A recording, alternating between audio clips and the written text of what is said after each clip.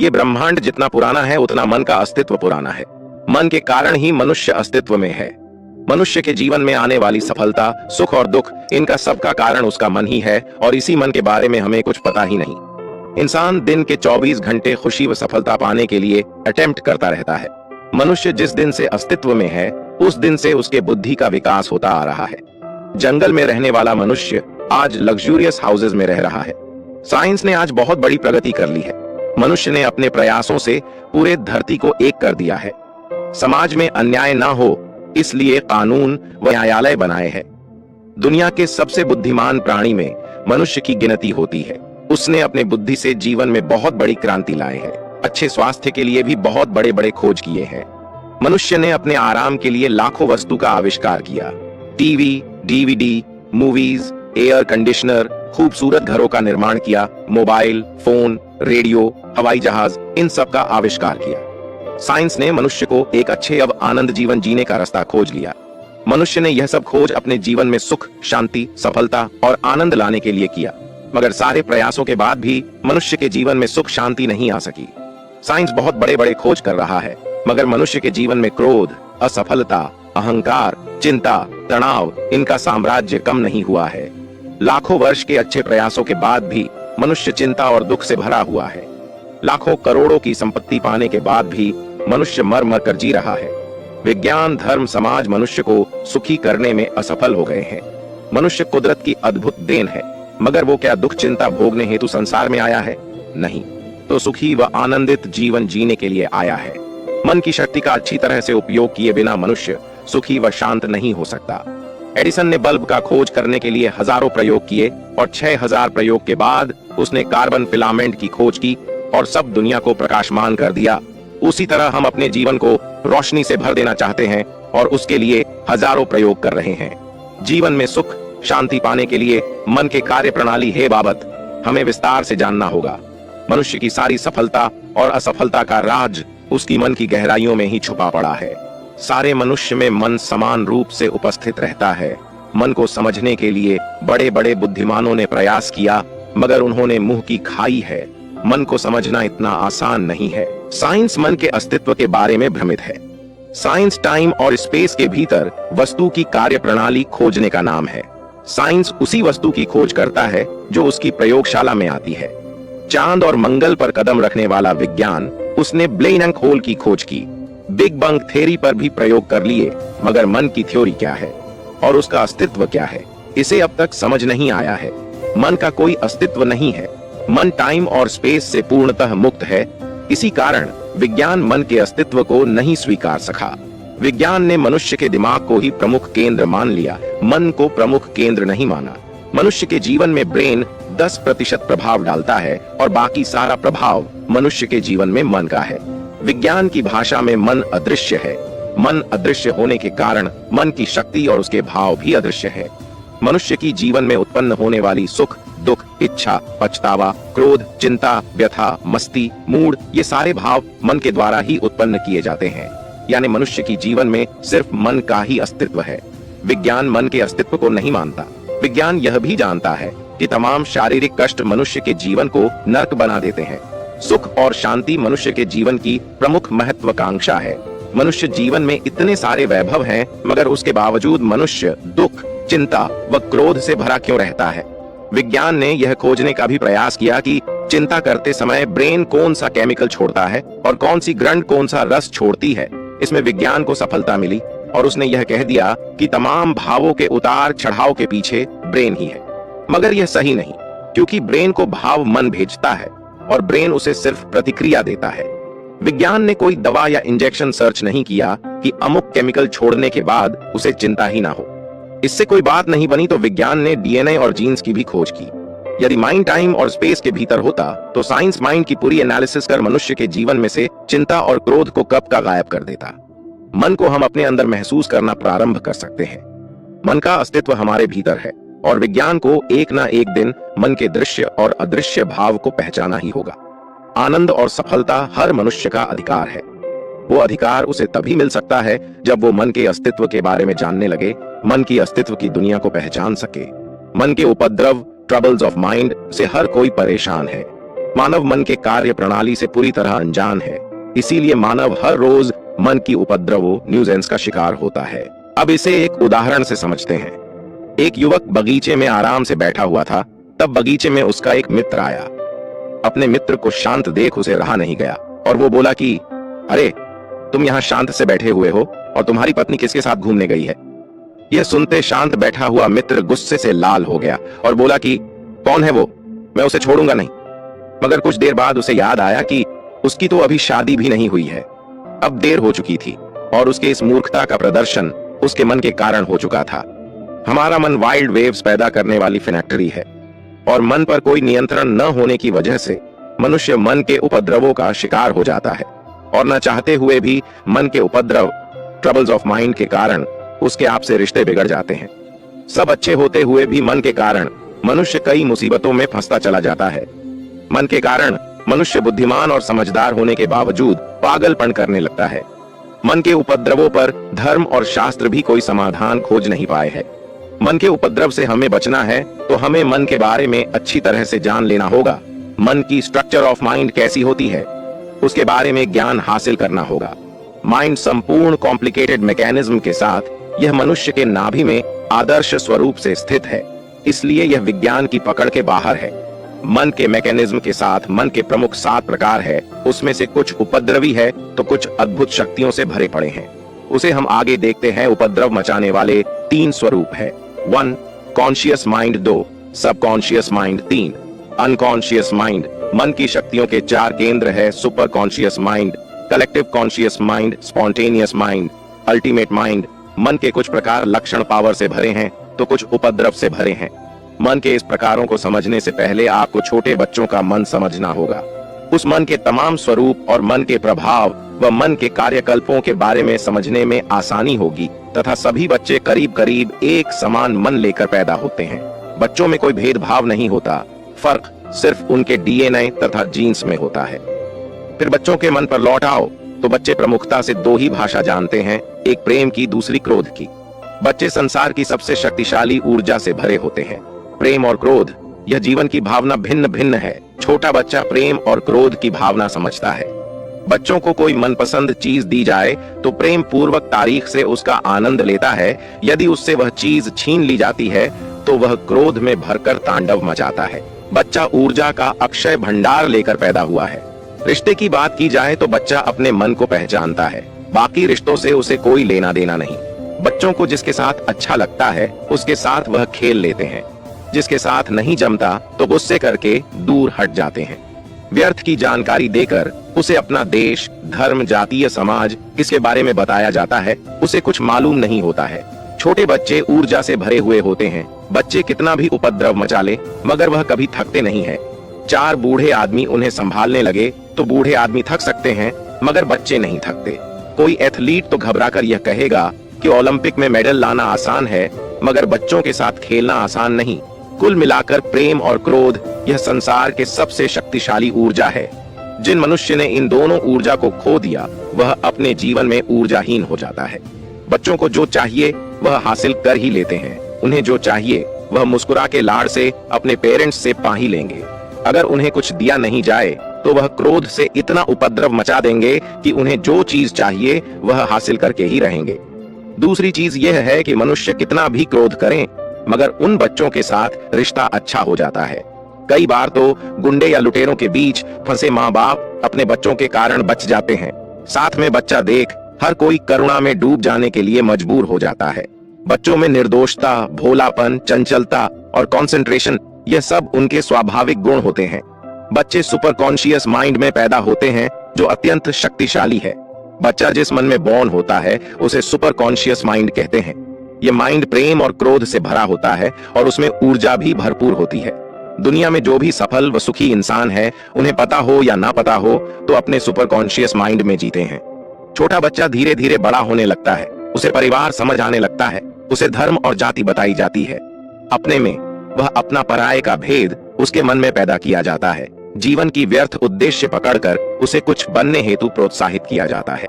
बस इन सबको उसका कॉन्शियस माइंड बनना शुरू हो जाता है और यह कॉन्शियस माइंड बहुत कमजोर होता है। यहाँ से बच्चे की दुर्गति शुरू होने लगती है। स्वतंत्रता से जीने वाले बच्चों को भारी बैग उठाकर स्कूल में जाने को मजबूर किया जाता है। जो बच्चा प्रेम चाहता है, खेलना चाहता है, उसे स्कूल में अनुशासन के नाम पर सताया जाता है। उसे घर और स्कूल में प्रेम मिलना स्टॉप हो जाता है। बच्चे रोते रोते स्कूल जाते हैं क्योंकि स्वतंत्रता छोड़कर उन्हें अनुशासन में रहना होता है। अपना कैरियर करने की दबाव में बच्चों में ऊर्जा, क्रोध व प्रेम का स्वभाव दबता चला जाता है। सुपर कॉन्शियस माइंड में पैदा हुए बच्चों को व्यर्थ की जानकारी मिलनी शुरू हो जाती है। तब यहां से उनका कॉन्शियस माइंड बनना शुरू हो जाता है और फिर उसे के क्रोध और प्रेम को दबाते हुए उसका सबकॉन्शियस और अनकॉन्शियस माइंड मजबूत कर उसे चिंता, दुख, सहानुभूति के भाव से भर देते हैं। लेकिन इतने से भी आप बुद्धिमानों का मन का भरता है। बच्चों की कॉन्शियस, सबकॉन्शियस और अनकॉन्शियस माइंड मजबूत करते चला जाना ही उनकी दुर्गति का कारण बन जाता है। इन चक्करों से बचा लाखों में कोई एक सफल हो जाता है। विज्ञान कहता है कि बच्चे का 80% से ज्यादा मानसिक विकास उसके बचपन में ही हो जाता है। बच्चा की अगर सुपर कॉन्शियस माइंड की स्थिति संभाल कर रखी जाए तो बच्चा ने अपना सुपर कॉन्शियस माइंड संभाल लिया तो उसे जीवन में सफल होने के लिए कोई रोक नहीं सकता। मन अद्भुत शक्तियों का केंद्र है। मनुष्य के पूरे अस्तित्व में मन का अस्तित्व बहुत बड़ा है, जो कुदरत के अस्तित्व से जुड़ा हुआ है। मन की शक्ति के केंद्र को सक्रिय किए बगैर कोई भी मनुष्य जीवन में सुखी नहीं हो सकता। मन ऐसी शक्तियों से भरा पड़ा है जिसकी कोई कल्पना भी नहीं कर सकता। मनुष्य के हर सफलता के पीछे उसका मन ही है। जितने भी सफल, सुखी व बड़े लोग हुए हैं वह सब मन के शक्तियों की केंद्र को जानकर हुए हैं। मन के 4 प्रमुख केंद्र है। 1 super conscious mind, 2 collective conscious mind, 3 spontaneous mind, 4 ultimate mind. Super conscious मन का गुण होता है ध्यान, उत्साह और आत्मविश्वास। मनुष्य ने अपने जीवन में जो भी बड़ी सफलता पाई है इसी मन के सक्रिय होने पर पाई है। थॉमस अल्वा एडिसन ने इसी मन के कारण बल्ब की खोज की और पूरी दुनिया को रोशन किया। उनके नाम पर 1093 पेटेंट रजिस्टर है। सफलता पाने के लिए उत्साह, आत्मविश्वास और कंसंट्रेशन इनकी जरूरत होती है। मनुष्य स्वयं भी इन सब को पाना चाहता है। सुपर कॉन्शियस माइंड को सक्रिय करने पर ध्यान दें कि छोटा बच्चा जिसका सुपर कॉन्शियस माइंड सक्रिय होता है उसके साथ व्यर्थ की छेड़छाड़ कर उसके सुपर कॉन्शियस माइंड को कमजोर नहीं करना है। कलेक्टिव कॉन्शियस माइंड, मन का यह स्वरूप अपने इंटेंस रूप में प्रकट होता है तब वह सभी मनुष्य के मन से कनेक्ट होता है। इसी मन के कारण मनुष्य अपने जीवन की सफलता छूता चला जाता है। मन के तल पर हर क्रिया की बराबरी पर प्रतिक्रिया होती है। अचानक ही कोई गाना रातों रात फेमस हो जाता है। किसी नेता का दिया हुआ नारा अचानक सबको भाने लगता है और देखते देखते वह बड़ा नेता बन जाता है। यह सब कलेक्टिव कॉन्शियस माइंड का कमाल होता है। कलेक्टिव कॉन्शियस माइंड सब में सक्रिय रहता है। फर्क उसके कमजोरी या मजबूत होने का है। और चूंकि अधिकांश लोगों का यह मन कमजोर होता है इसलिए जीवन भर उनका शोषण होता रहता है। धर्म के नाम पर और सेहत के नाम पर, शिक्षा के नाम पर और किसी के नाम पर। यह लोग मेहनत भरपूर करते हैं परंतु इसके बावजूद सुकून और सफलता उनको नहीं मिलती। इनके मेहनत का फल किसी दूसरे और को मिलता है। स्पॉन्टेनियस माइंड, स्पॉन्टेनियस मन प्रकृति की क्षणिक चेतना, ट्रांजिएंट कॉन्शियसनेस का एक अंग है। जिसका यह मन सक्रिय हो जाता है वह सोचता नहीं है, वह अपने जीवन के सारे फैसले इसी मन के आधार पर लेना शुरू कर देता है। अच्छा और बुरबाबत हुआ विचार नहीं करता। कवि, गीतकार और लेखक ये इस मन का एक उदाहरण है। क्रिएटिविटी निर्माण करना ये इस मन का काम है। पॉइंट ऑफ क्रिएटिविटी से काम करके वो रातों रात विश्व प्रसिद्ध हो जाते हैं। चारों ओर उनकी ख्याति होती है। जीवन में सफलता तब मिलती है जब आप कुछ नया और धमाकेदार करते हैं। कोई आविष्कार हो, कंप्यूटर की खोज हो, एप्पल या फेसबुक का आविष्कार हो या कोई नया साम्राज्य हो, इसी मन के सहारे निर्माण होता है। दिल की आवाज सुनकर कुछ नया करना इस मन का स्वभाव है। जीवन के सारे महत्वपूर्ण निर्णय इसी मन के सक्रिय होने से लिए जाते हैं। अल्टीमेट माइंड सबसे शक्तिशाली व महत्वपूर्ण मन है। इसके कार्य क्षेत्र व स्वभाव को समझना थोड़ा कठिन है। आपकी हर तरफ कोई नई घटना घटती रहती है और इसे कोई सब देखता रहता है, तभी तो उसे यह सब चलने का पता चल रहा है। कोई तो है जिसके पर्दों पर यह सारा नाटक चल रहा है। क्या आपने कभी इस तरह सोच है क्या? आपने कभी चिंतन किया है कि वह कौन है? मन, बुद्धि, शरीर और हृदय सब सक्रिय है, लेकिन अभी इस तक आपकी पहुंच नहीं, इसलिए आप इससे अनजान हैं। जीवन में कितने भी उतार चढ़ाव आए, जो इस मन तक पहुंच गया उसे कोई फर्क नहीं पड़ता। उसकी शांति और प्रसन्नता बनी रहती है। इस मन के एक्टिव हो जाने के बाद एक तरीके से उसका मानव जगत पर साम्राज्य हो जाता है। मन के अन्य से संबंध मनुष्य के जीवन को निश्चित ही उसका शरीर, बुद्धि और बाह्य परिस्थितियों प्रभावित करती है। इस प्रभाव से मन अछूता नहीं रहता, मन पर भी इसका असर पड़ता है। शरीर और मन दोनों एक दूसरे को प्रभावित करते हैं, परंतु वहां सबसे ज्यादा प्रभाव मन का ही रहता है। इसे एक उदाहरण से समझते हैं। स्टीफन हॉकिंग बोल नहीं सकते, शरीर पूरी तरह निष्क्रिय है, बस अपने गालों से अभिव्यक्ति करना सीख उन्होंने यह मुकाम पाया है। कहने का तात्पर्य यह है कि मजबूत मन के लिए शरीर कोई बाधा नहीं है। शरीर का मन पर इतना असर नहीं पड़ता। मनुष्य की अधिकांश बीमारियां उसके मन की कमजोरी के कारण होती है। जीवन मन से चलता है और मन नियम से चलता है, तो मन के नियम समझने से ज्यादा आवश्यक क्या है? मन और परिस्थितियों का संबंध। कई मनुष्य जिस देश में पैदा होता है उस देश का उस पर गहरा असर पड़ता है। यह असर उसके मन पर भी पड़ता है। जीवन में स्थिति कैसे भी हो, मन के मजबूती के सहारे जीवन में सुख पाया जा सकता है। चाहे संगीत हो, विज्ञान हो या व्यवसाय हो, मन के मजबूती के सहारे हम उसमें सफल हो सकते हैं। मन और बुद्धि का संबंध, मन और बुद्धि के कार्य प्रणाली बिल्कुल भिन्न है। बुद्धि अपने आप में एक कॉम्प्लिकेटेड स्ट्रक्चर है और जिसका शरीर में भौतिक अस्तित्व भी है। मन एक कॉम्प्लिकेटेड मैकेनिज्म है, परंतु सिर्फ तरंगों का एक खेल है। मानव शरीर में मन का कोई भौतिक अस्तित्व नहीं है। समस्या और परंपराएं सब कुछ मनुष्य की बुद्धि की उपज है। मन का समाज या परंपराओं से कोई लेना देना नहीं। शरीर को नियंत्रित व पावर्ड करना बुद्धि का काम है। मन शरीर को सीधे नियंत्रित नहीं करता। मन और बुद्धि का फर्क समझे बगैर जीवन को सफल बनाने का कोई उपाय नहीं। मन ही तरह बुद्धि के भी अच्छे बुरे प्रभाव होते हैं। जो मनुष्य मन और बुद्धि के अच्छे प्रभाव का जमकर उपयोग करता है वह जीवन में प्रगति कर लेता है। मन को दबाने के दुष्परिणाम जीवन में सुखी व सफल होना है तो बड़े गहराई से समझना होगा कि मन के तल पर उठ रही वेव्स को सिर्फ बुद्धि रोक सकती है। मन में जो भी तरंग उठ रहे हैं उसे बुद्धि द्वारा रोकना नहीं है, चाहे वह तरंगे प्रेम, आनंद और उत्साह के हो। जब क्रोध आता है तो मनुष्य के पास दो रास्ते हैं, या तो बुद्धि की सुनी या सुने मन की। क्रोध को दबाने के कुछ दुष्परिणाम भी हो सकते हैं। क्रोध आने पर क्या होता है यह हमें पता है, मगर क्रोध को दबाने से भी कुछ परिणाम होते हैं। मन और बुद्धि के इस संघर्ष में कभी बुद्धि की जीत होती है तो कभी मन की। क्रोध मन के ऊर्जा का सबूत है। क्रोध धर्म और समाज को रास नहीं आता। मनुष्य क्रोध पर उतर आए तो उनकी दुकान कैसी चलेगी? धर्म और समाज के ठेकेदारों ने कहा है कि क्रोध बुरा है, क्रोध न करें क्योंकि क्रोध ऊर्जा है। आज क्रोध करेंगे तो कल विरोध पर भी उतार आ सकते हैं। कभी कभी क्रोध न करने पर क्रोध आना ही बंद हो जाता है। संपूर्ण मनुष्य जाति, धर्म और समाज की इसी रची साजिश का शिकार हो गई है। क्रोध कभी दबता नहीं और कभी न कभी तो बाहर आ ही जाता है। अगर आपके कमरे में चूहे एकत्रित हो गए हैं तो दरवाजा खोलकर उन्हें जाने दे। अगर आपने दरवाजा बंद कर दिया तो चूहे की तादाद और भी बढ़ेगी। वैसा ही क्रोध के बारे में है। आप अपने भाव को जितना दबाएंगे वह विकृत होकर सब कॉन्शियस और अनकॉन्शियस माइंड में जमा होते चले जाएंगे। कुछ लोग टीवी पर WWE देखकर अपनी क्रोध को रास्ता दिखाते हैं। मन के तल पर दबे भाव दबा ही नहीं जा सकते, वह कभी न कभी बाहर आ ही जाते हैं। दबे हुए क्रोध का अधिकांश हिस्सा इस पर निकलता है जिसके विरुद्ध आपने दबाया हुआ है। मन के तल पर न सिर्फ क्रिया की प्रतिक्रिया होती है बल्कि प्रतिक्रिया की प्रक्रिया भी होती ही रहती है। छुटकारा तो सिर्फ एक बात समझकर हो सकता है कि जो है उसे निकाल दो और जो हो गया उसे भूल जाओ। जीवन में दबाया हुआ क्रोध अन्य कई तरीकों से आपके प्राण ले ही रहा है। सबसे ज्यादा खतरनाक बात तो यह है कि आपका वही दबा हुआ क्रोध रूपांतरित होकर चिंता, भय और ईर्ष्या के रूप में सामने आकर मनुष्य के जीवन को बर्बाद कर देता है। दुख और चिंता दूर करने के उपाय मनुष्य के जीवन को सर्वाधिक मन ही प्रभावित करता है तथा जीवन में आ रहे तमाम दुख, चिंता और तनाव का मूल कारण मन ही है। हमें वह उपाय खोजने होंगे जिससे हम जीवन से दुख और तनाव दूर कर सके। पास्ट में घटी हुई घटना से दुखी है और वर्तमान में जो घटना होने वाली है उसके बारे में चिंतित है, मगर उसका ध्यान वर्तमान में नहीं है। जो बीत गया उसकी कोई कीमत नहीं है। भविष्य जो आया नहीं वह अनिश्चित है। फिर भी मनुष्य भविष्य की चिताओं में डूबा रहता है। ऐसा सोचने से उसके हाथ कुछ नहीं लगता, वह ऊर्जाहीन हो जाता है। भूत और भविष्य के चक्कर में वर्तमान हमारे हाथ से निकल जा रहा है।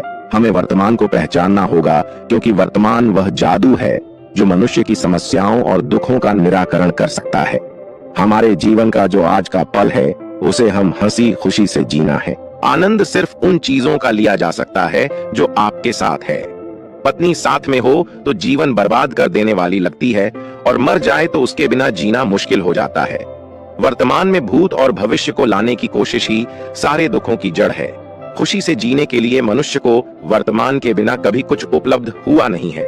हमें वर्तमान में खुशी से जीना होगा। वर्तमान पर ध्यान केंद्रित करके हमारा काम करना होगा। एक वर्तमान है जो भविष्य और भूत को सुधार सकता है। हमें वर्तमान में जीने की कला सीखकर तमाम दुख और चिंता को हमेशा के लिए दूर करना होगा। मनुष्य जीवन का व्यक्तित्व उसके बाहरी व्यक्तित्व से कई ज्यादा उसके भीतरी व्यक्तित्व पर निर्भर होता है। बाहरी व्यक्तित्व इसे मनुष्य इकलौता व्यक्तित्व मान बैठता है, जबकि वास्तव में व्यक्तित्व की यह केवल ऊपरी सतह है। इसमें कुछ कमजोरी रह जाए तो भी इसका आपके जीवन पर कोई विशेष असर नहीं पड़ता है। अच्छा बोलना, स्टाइलिश होना या सुंदर दिखना दूसरों को अच्छा लगता है, लेकिन यह हमेशा आपका जीवन आगे बढ़ाने वाला सिद्ध नहीं होता है। भीतर व्यक्तित्व का महत्व ना जानने और उसे पर ध्यान न देने की वजह से मनुष्य का उसका अपने ऊपर कोई नियंत्रण नहीं रह गया है। आज का दिन कैसा जाएगा, यह मनुष्य के मूड पर निर्भर हो गया है। यह भीतरी व्यक्तित्व का परिणाम है। दूसरे लोग आपके साथ कैसा व्यवहार करते हैं, उस व्यवहार से आपका दिन कटता है। आज आपने कोई बड़ी सफलता पाई है और इस खुशी के मौके पर आप पूरे परिवार के साथ होटल में खाना खाने गए हुए हैं। यहाँ सब अच्छे मूड में है, लेकिन अभी खाना शुरू ही किया था कि किसी ने आपके साथ दुर्व्यवहार कर दिया और उसे दुर्व्यवहार के कारण सब खत्म हो गया। आधा खाना छोड़ पांव पर चढ़ते हुए आप घर पर आ गए। ये सब व्यक्तित्व के कारण हो गया। किसी धर्मगुरु ने कोई नहीं लालच का शगुन दिया नहीं कि पहुंच गए उस उपाय को आजमाने। किसी ने कोई बिजनेस शुरू किया और वह बहुत कमा रहा है, ऐसा देख बिना कुछ सोचे समझे आप कूद पड़े उसे बिजनेस में। किसी ने कोई चीज खरीद नहीं किया, आप भी खरीद को उतावले हो गए। यह सब भीतरी व्यक्तित्व के कारण होता है। हर मनुष्य ने प्रतिक्रियाओं के जगत में जीना शुरू कर दिया है। अपने तमाम खुशियों की चाबी उसने दूसरों के हाथ में दे दी है, और दूसरे लोग हमें कभी हैप्पी रहने नहीं देते। बड़ी सफलता जो पाना चाहता है, जो भीड़ में अकेले खड़े होने की क्षमता रखता है।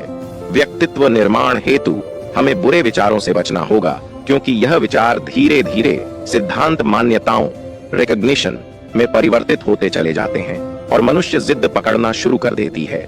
भीतर व्यक्तित्व निखर कर न सिर्फ दुख को वह दूर कर सकता है, उसके कारण उठने वाले रोज के क्रोधों से जल्द छुटकारा पाने की कोशिश कर सकता है। जीवन में अच्छे से कदम भी बढ़ाएंगे और इस हेतु बहुत कुछ ना भी कर पाए तो इतना तो कर लेंगे कि भविष्य में आप अपने सारे निर्णय ऑन द स्पॉट ही लेंगे। बस इतनी मात्रा से भी आपका विचारों, सिद्धांतों और मान्यताओं से छुटकारा होता चला जाएगा। मनुष्य का बर्बादी का प्रमुख कारण हीनता, इंफीरियोरिटी हो सकता है। हीनता यानी कॉम्प्लेक्स के कारण वह खुलकर कभी जी नहीं। मनुष्य के मन को कोई कॉम्प्लेक्स नहीं पकड़ता। कॉम्प्लेक्स का अर्थ है मनुष्य का जो भी व्यक्तित्व है उसे व्यक्तित्व का स्वीकार नहीं करना। कोई भी बच्चा जब जन्म लेता है तो उसमें कॉम्प्लेक्स कभी भी नहीं होता, उसमें कॉम्प्लेक्स का व्यक्तित्व बनाया जाता है। चांद, तारे, पृथ्वी, फूल और कांटे, उनका जो असली ढंग है उस ढंग से वो कभी भी शिकायत नहीं करते। वो जैसे है वैसे है। बच्चों का जो भी ढंग रहता है उसे कुछ वह अलग करना चाहता है, मगर उसके माता पिता, शिक्षक या समाज उसके ढंग से उनसे कुछ करने नहीं देते हैं। बच्चा जैसा होता है उसमें वह खुश होता है, मगर बड़े बड़े होते होते अच्छा बुरा समझने का स्वीकार कर देता है और उसका जीवन बदल जाता है। इसका उसके जीवन में पूरा प्रभाव पड़ता है और इस प्रभाव के कारण उसमें हीनता का जन्म होता है। मनुष्य में बचपन से उसमें कोई कमी नहीं होती और वह किसी से कमजोर नहीं होता है। जब मनुष्य भीतर से कुछ विपरीत महसूस करता है तो बार बार अब्सर्ड की बातें दोहराने लगता है। अभी तो मैं जवान हूँ, यह कहने वाला आदमी अब जवाब नहीं है। अब वह 50 के करीब हो चुका है और बोलता है अभी तो मैं जवान हूँ। यह सब बेतुकी बात कहता है। दुनिया का काम तुलनाएं करना होता है, सो दुनिया को तुलनाएं करने दो। मनुष्य को इन मूर्खताओं से दूर रखकर अपने आप को पहचानना होगा। जो बात आपने नहीं है तो नहीं है, और जो बात आपने है तो है। हमें कॉम्प्लेक्स से बाहर आना ही होगा। दूसरे लोग जिसे अच्छा या बुरा कह रहे हैं वह वास्तव में कोई अच्छा या बुरा थोड़ी ही होता है। अतः मनुष्य को उन बातों को तवज्जो ही नहीं देना चाहिए। दूसरे लोगों के कहने पर बदलने की कोशिश भी नहीं करनी चाहिए, क्योंकि इसके आगे चलकर गंभीर परिणाम आ सकते हैं। तुलना करना मनुष्य की सारी हीनताओं की जन्मदाता है। जिस किसी मनुष्य में दृढ़ता नहीं होती वह जीवन में कुछ नहीं कर सकता। जो जैसा है वैसा ही स्वयं को स्वीकारना है। स्वयं का स्वयं के प्रति बिलीफ कभी भी कम नहीं होने देना है, क्योंकि आप जैसे भी हो वहीं से आपके जीवन को आगे बढ़ाने का मार्ग निकल सकता है। सिर्फ अपने को ही नहीं, अपनी अक्षमताओं के बुराई को भी स्वीकार कर ले। वर्तमान में आपका जो भी अस्तित्व है वह परफेक्ट है। लाइफ आपकी खुद की है और उसे सुधारना भी आपको है। तो फिर वह बदलाहट कब और कितनी लाना है, इसका निर्णय भी आप ही करें। और फिर जितना बदल जाए, ठीक न बदल जाए तो भी ठीक, परंतु हर समय आप जैसे हैं उसे स्वीकार कर ही चले जाए। अगर मनुष्य को दुखों से फ्रीडम चाहिए तो उसे वस्तु या विचार सबसे अपना इन्वॉल्वमेंट कम करना होगा। बहुत सारे दुखों का मूल इन्वॉल्वमेंट होता है। आप अपने परिवार से प्रेम करते हैं, परंतु यह आपका प्रेम नहीं है, यह आपका इन्वॉल्वमेंट है। मन के कार्य प्रणाली को बुद्धि से परिभाषित करना ही मनुष्य जीवन में सबसे बड़ी समस्या है। हमें मन और बुद्धि का फर्क पहचान होगा, नहीं तो हम कंफ्यूज्ड होकर यही गलती दोहराते रहेंगे।